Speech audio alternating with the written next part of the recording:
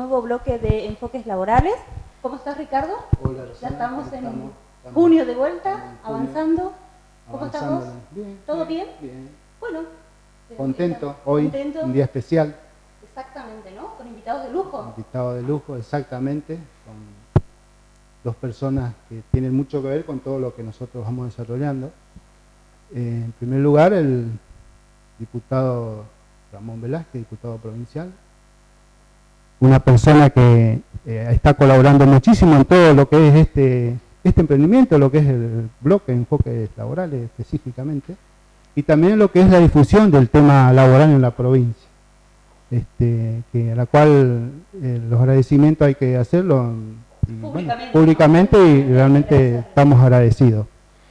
También tenemos el honor de contar con Julio Armando Grisolía, juez nacional laboral, máster en Derecho Laboral, doctor en Ciencia Jurídica, doctor en Derecho Laboral, doctor en Derecho Humano, doctrinario, una persona que marcó un hito ya con todo su trabajo, con todo su andar en todo el país, porque realmente lo que dirige aquí, por ejemplo, en Misiones, la diplomatura, también asiste incansablemente todos los meses en varios lugares del país.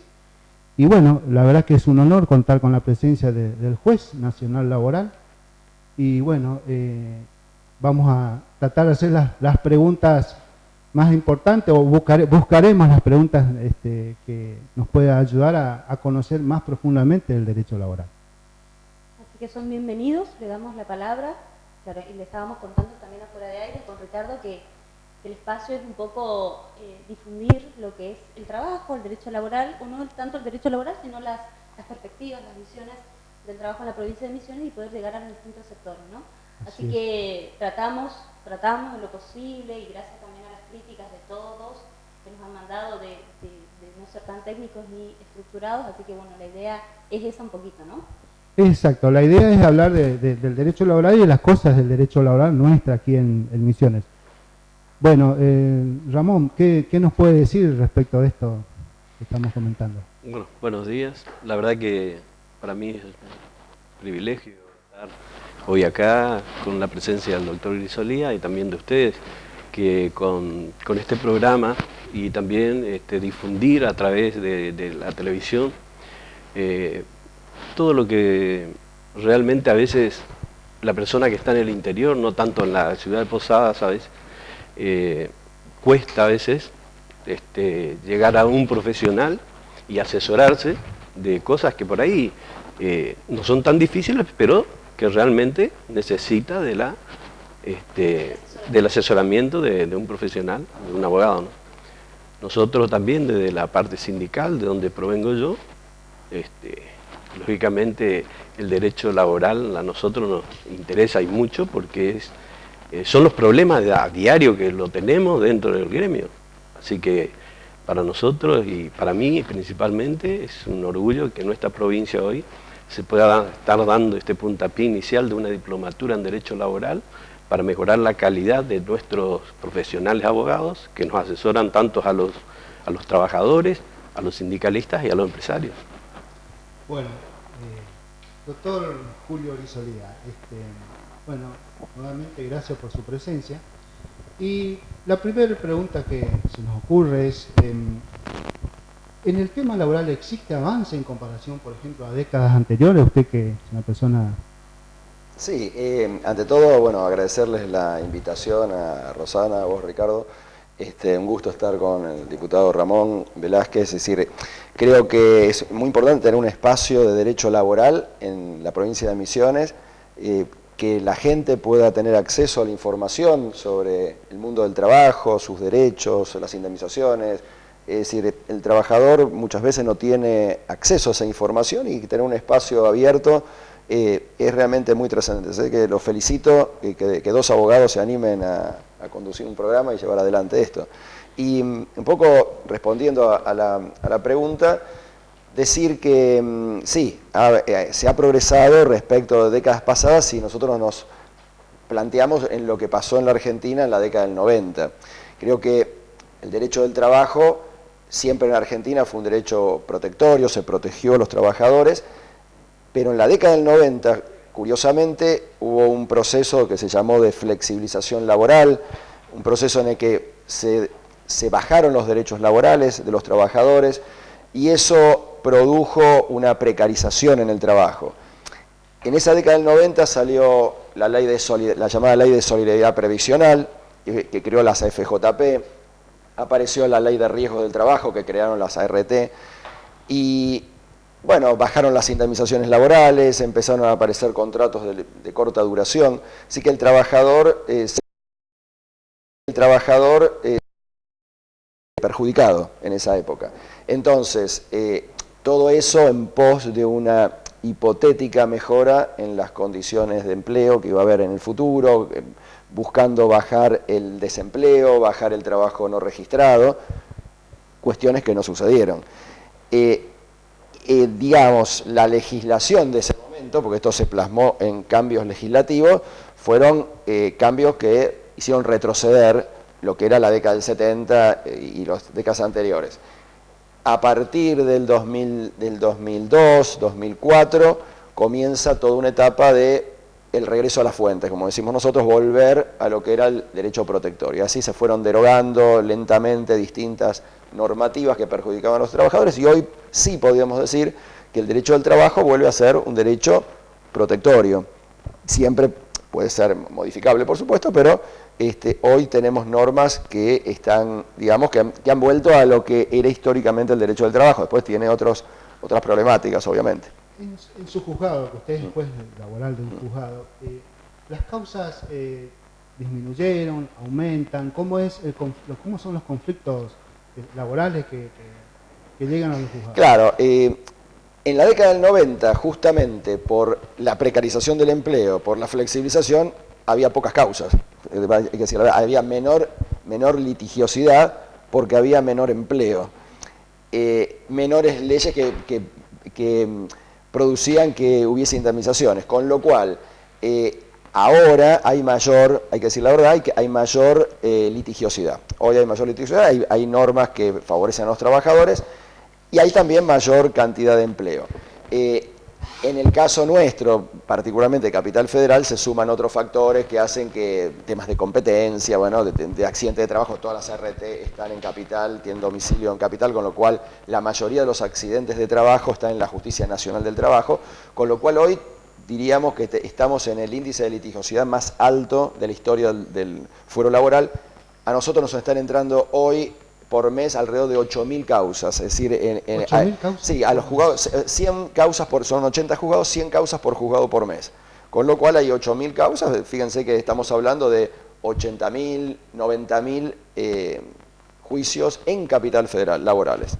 Se habla sin contar que hay una gran cantidad de juicios, o sea, no de juicios, de reclamos que no llegan a la instancia judicial porque está el servicio de conciliación laboral obligatorio, el SEC. Que lo tienen ustedes en carácter obligatorio y la provincia de Misiones todavía no. Digamos. Entonces, eso hace que un 33% de esos reclamos no lleguen a la justicia.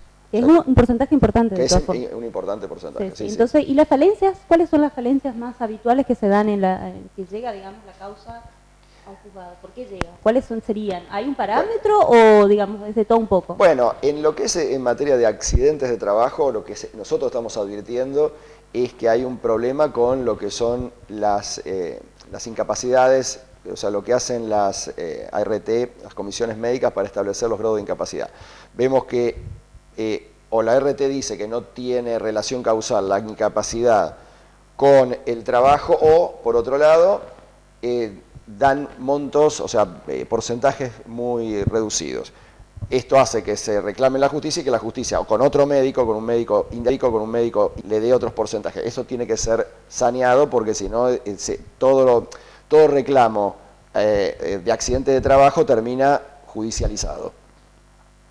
Bueno, bastante completo, ¿no? Bastante completo, sí. Para este primer bloque, ¿vamos cerrando el bloque? Vale, vamos a... Hernán, ¿qué decís vos detrás de cámara? ¿Vamos cerrando el bloque? Bueno, vamos a nuestra primera pausa entonces y seguimos después con más enfoques laborales.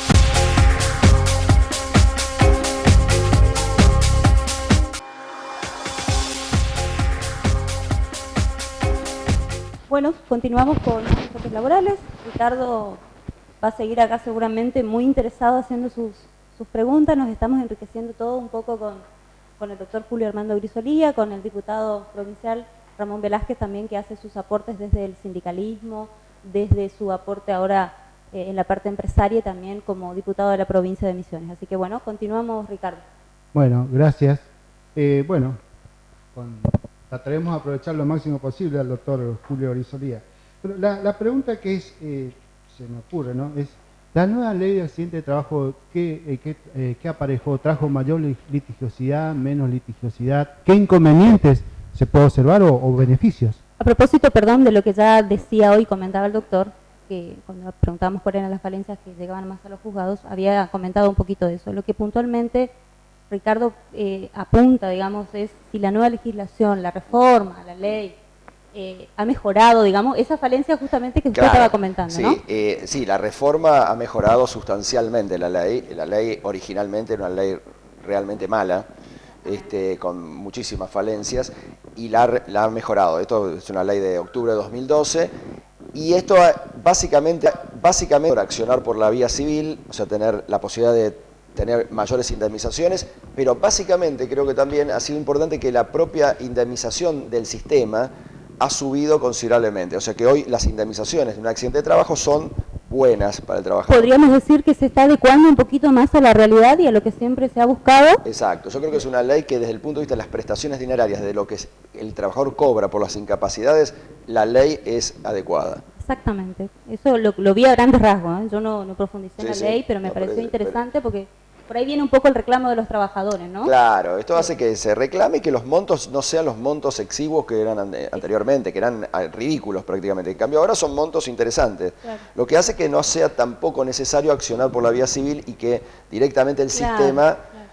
lo que sucede es que si se cumpliera bien con los grados de incapacidad en las comisiones médicas no llegaría a la instancia judicial. Es una lástima que llegue a la instancia judicial porque el trabajador no encuentra rápidamente su indemnización. Exactamente, lo indemne, ¿no? Sin daño, digamos. Exacto. Justamente. Exacto. Eso me pareció interesante y lo vi a gran Claro, rasgo, porque la búsqueda es que el trabajador, acá el derecho del trabajo siempre se dice son créditos alimentarios. ¿Por qué? Porque hay una persona despedida o una persona accidentada. Por eso la justicia tiene que dar respuesta en forma inmediata o el sistema tiene que dar respuesta en forma inmediata. El trabajador necesariamente debe juntarse con su dinero. ¿Para qué? Para reinsertarse en el mundo del trabajo, para poder subsistir. Bueno, y si tiene una incapacidad, fíjense que un problema nuestro es el desempleo. Si el desempleado que tiene una capacidad plena no consigue empleo, una persona que tiene una incapacidad está más dificultado para conseguir empleo. Entonces es el más vulnerable de los vulnerables. En relación justamente a eso del desempleo, bueno, para nosotros por ahí, aquí en Misiones, muchas veces las situaciones de informalidad se combate, pero a veces es insuficiente. Pero también vemos que estos días vimos en Capital Federal los talleres clandestinos y eso. ¿Cómo usted ve eso? O el trabajo infantil. ¿Qué nos puede decir acerca de...? Bueno, eso creo que son asignaturas pendientes, tanto el trabajo no registrado en el país, el mal llamado trabajo en negro, y el trabajo, sí, el trabajo infantil, creo que son dos. Creo que ahí, trabajo no registrado, trabajo infantil y la vejez, es decir, lo que es mejorar los saberes previsionales, es decir, ahí... Son los núcleos duros. Son los núcleos duros, ahí hay que trabajar exhaustivamente. Tenemos normas sancionatorias del trabajo no registrado, pero hay que hacer mayor fiscalización. Creo que por ahí viene el tema. Las tareas inspectivas deben ser más fuertes, más sólidas. Fuerte, sí. Y entonces tiene que ser un compromiso de todos, es un tema cultural. O sea, todos tenemos que estar comprometidos, porque es un verdadero mal para el Estado, para los propios empleadores, tanto el trabajo en negro como el trabajo no registrado. Son cuestiones que hacen a toda la sociedad. Fiscalización, control y seguimiento, me parece, porque ese es el problema cultural que tenemos, ¿no? Hacer la fiscalización y dejarlo ahí y como que ya está, ese es el trabajo cumplido, ¿no? Exactamente. Bueno, atando sobre eso que acabamos de conversar, y respecto de las capacitaciones, usted creo que es una persona que asigna un rol importante en lo que es la capacitación del graduado, del funcionario, del empleado judicial, porque justamente es una persona que ha creado todo este movimiento, todo lo que es la diplomatura, la maestría. ¿Qué nos puede decir sobre eso? Yo creo que es esencial el tema de la capacitación, porque hay que mejorar las competencias de los trabajadores para que puedan insertarse en el mundo del trabajo. Entonces, esto hay que apuntar desde siempre, o sea que las propias empresas tienen que propender a eso, dentro de la empresa. Cursos de capacitación, enseñar nuevas técnicas, adaptarlo a las nuevas tecnologías. Creo que eso también es un punto importante. Es parte un poco del avance, ¿no? De la propia empresa, y que el empleador se pueda dar cuenta de que la capacitación es buena no solamente para el trabajador, sino para sus propios intereses, ¿no? Pero obviamente, es decir, un trabajador capacitado va a trabajar mejor, con mayor calidad en el empleo, no se va a accidentar porque conoce cómo opera una máquina. Es decir, creo que hay que invertir en capacitación porque para el empresario es ganancia y para el trabajador es futuro. Respecto, porque se está viendo, ¿no es cierto?, el cambio de los procesos escritos a orales. ¿Usted qué opinión tiene sobre el cambio? Si avisora un cambio en el proceso laboral, de pasar al proceso escrito a un proceso oral o mixto o más inmediato, digamos. Es un tema de debate, ¿no? Porque, por ejemplo, nosotros en Capital Federal tenemos procedimiento escrito, doble instancia. Tribunales, digamos, de un juez con una cámara. Provincia de Buenos Aires, que estamos ahí nomás, un tribunal colegiado con oralidad. La gran discusión, ¿qué es mejor? La oralidad parecería que es lo mejor porque está la inmediación, el cara a cara. Claro. Pero también hay que trabajar, digamos, en forma muy artesanal eso. ¿Por qué? Porque si yo tengo la oralidad, pero luego no lo tengo plasmado por escrito, puede ser que esa oralidad no... Se diluya, ¿no? Claro, se diluya y aparte no quede constancia de todo lo que pasa. Es decir, mayor seguridad, la oralidad es como esos juicios que uno ve y dice, consta en acta, y va constando en acta alguna cosa, y después tal vez el sistema oral sea mejor para menos causas. Cuando hay mayor cantidad de causas... causas de menor cuantía. Claro, es decir, es todo un debate, pero también en Capital Federal, por ejemplo, con el caudal de causas sería imposible la oralidad. Exactamente. Y como dice el doctor, y nosotros también conocemos bastante, el tema de la oralidad es complicado, porque hay que dejar constancia de todo, ¿no? Para claro. Nosotros... Sí, nosotros tenemos un sistema de oralidad actuada, con lo cual se deja constancia absolutamente de todo. La Provincia de Buenos Aires tiene un sistema en que solamente se deja constancia de determinadas cuestiones.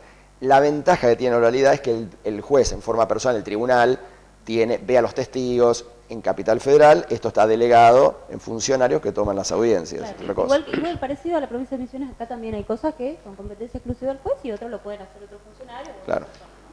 Delegadas de... Eso sí. Usted también fija su postura en un tema que es muy importante, que es el tema de los intereses en los créditos laborales.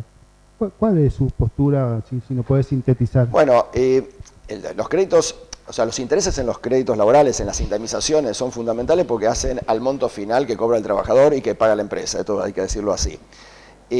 Con lo cual, si nosotros en el país sabemos que un juicio laboral dura 4 años en promedio, desde el momento del despido en adelante hay que aplicar determinados intereses del momento del accidente o de la toma de conocimiento de incapacidad.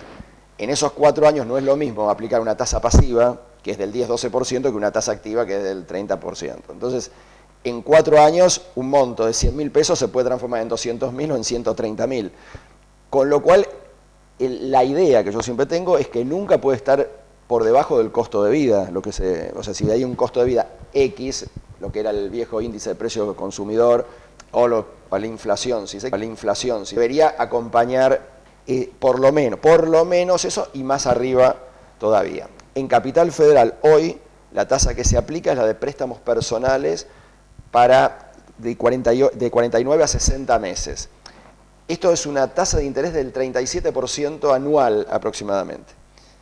En Provincia de Buenos Aires es mucho menor y en distintos lugares del país se aplica mayoritariamente la tasa activa del Banco Nación, que es de alrededor del 25%. Este sería más o menos... El caso nuestro, digamos. Que es el caso, por supuesto, de aquí, que era la que tenía la Cámara Laboral, Capital Federal, antes del año pasado, que se modificó esa tasa y se elevó. Pero históricamente, antes de la convertibilidad, antes del 91, la Cámara Laboral tenía un criterio que decía, bueno, se aplica el índice de precio consumidor, o sea que mantenía, cuando había actualización, mantenía incólume el valor patrimonial, pero además le agregaba un 15% anual. Es decir, que siempre fue inflación y encima de la inflación. Claro. O sea que ese es el criterio. Claro. Porque, discúlpame, el razonamiento es el siguiente. ¿De qué se ve privado el trabajador cuando es despedido? Entonces yo digo, me despidieron, me quedo sin trabajo.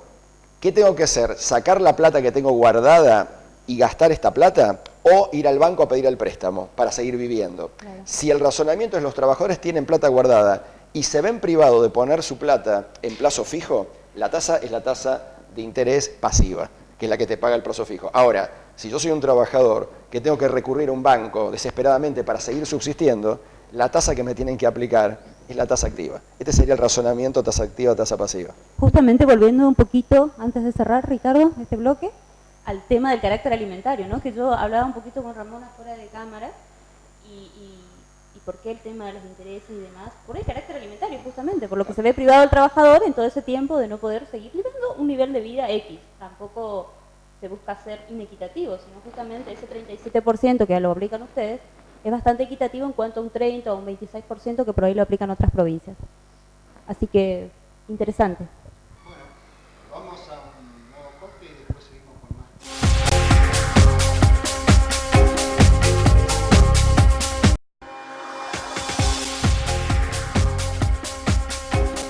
Bueno, seguimos con más enfoques laborales. Ramón, bueno, todos sabemos que tu trayectoria proviene del sindicalismo. Y respecto de eso, ¿qué puedes opinar sobre el tema de los cortes de ruta, los derechos de los trabajadores en ese aspecto? Bueno, nosotros desde el gremio nuestro nunca hicimos un corte de ruta, sino que paramos al costado de la ruta y bueno, el conflicto es de la actividad nuestra, no es de los demás. Nosotros eso no lo hicimos nunca, o sea, el cortar la ruta, ¿no? Ahora sí, por ejemplo, en estos últimos tiempos tuvimos varios conflictos con distintas empresas en defensa de los derechos del trabajador. Porque si bien la cuestión judicial tiene sus tiempos, el trabajador tiene que comer todos los días. Volviendo otra vez al tema del crédito laboral, ¿no? Exactamente. Entonces, la presión del gremio es justamente solucionar ya el problema. Y el conflicto no es un invento del gremio, sino es un conflicto existente. No, es un conflicto existente y además tenemos las personas esperando. Y hay veces que, por ejemplo, el gremio tuvo que salir a socorrer al empleado o a este trabajador en el tiempo que duró un juicio, que a veces lo cuesta conseguir trabajo, porque en una provincia chica como la nuestra, un trabajador despedido de una actividad como la nuestra, que es darle una herramienta que cuesta un dinero importante, a veces cuando es despedido le cuesta mucho más conseguir trabajo. ¿Por qué? Porque fue despedido. ¿Y por qué fue despedido?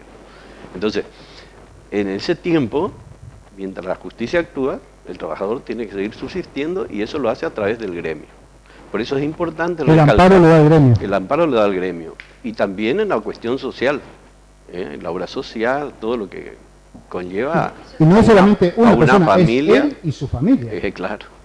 Entonces, eso es el rol que cumple el gremio y por ahí cuando vemos, por ejemplo, que hay un paro en una empresa o se cerró el portón de una empresa, no es justamente en contra del empresario, sino en defensa de los derechos del trabajador para que siga subsistiendo el día a día. Aclarar también un poquito que son las últimas instancias, a veces que se llega y que la gente no lo comprende, ¿no? Hay siempre ciertas negociaciones. Yo fui abogada de sindicatos, o sea que puedo hablar con solvencia de eso. Hay negociaciones y varias, hay instancias administrativas previas al ministerio y demás, y se llega a un acuerdo y que sea rápido, porque el trabajador debe seguir subsistiendo, su familia y él. Así que el trabajo que hace el gremio, si bien a veces es chocante ver una empresa paralizada, no es justamente porque el gremio tiene animosidad contra alguien, sino que está defendiendo los derechos de su representado nada más. Así es. Julio, en ese tema que estamos conversando ahora, hay un doble dos derechos fundamentales. Uno, la libertad de tránsito, y el otro es el derecho protectorio del trabajador, lo que es el derecho. Como juez, ¿qué opinión tiene sobre ese tema? La famosa colisión que tan Sí. discutida y tan difundida por los medios por ahí, ¿no? El derecho de paso que tengo yo, de tránsito, Claro, ciudadano común.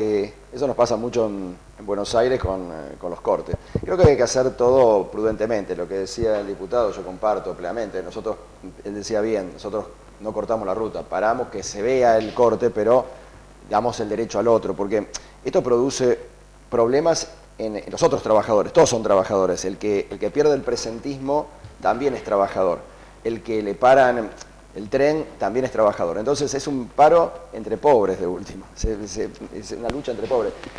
Hay que ser razonable. Creo que tiene que primar la prudencia en esto.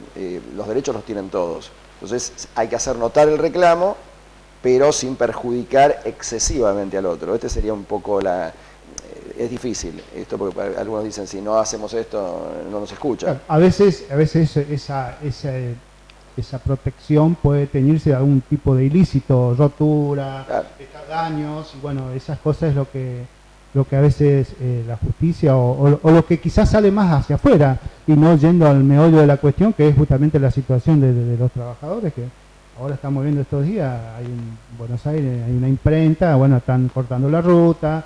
Bueno, son situaciones que hay que comprender, y como dice acá Ramón, también hay no solamente el trabajador, sino su familia, y no es un día. No se sabe cuándo comienza, pero no se sabe cuándo termina, porque hay empresas que hacen quiebra fraudulenta y todas esas situaciones que lleva a que los gremios tengan que ser el soporte fundamental de la subsistencia de esos trabajadores. Bueno, nosotros también propiciamos mucho la participación política de los gremios, tanto en las cámaras de diputados como también en los consejos municipales y también en la Cámara de Diputados de la Nación, el Senado de la Nación, para defender los derechos del sector.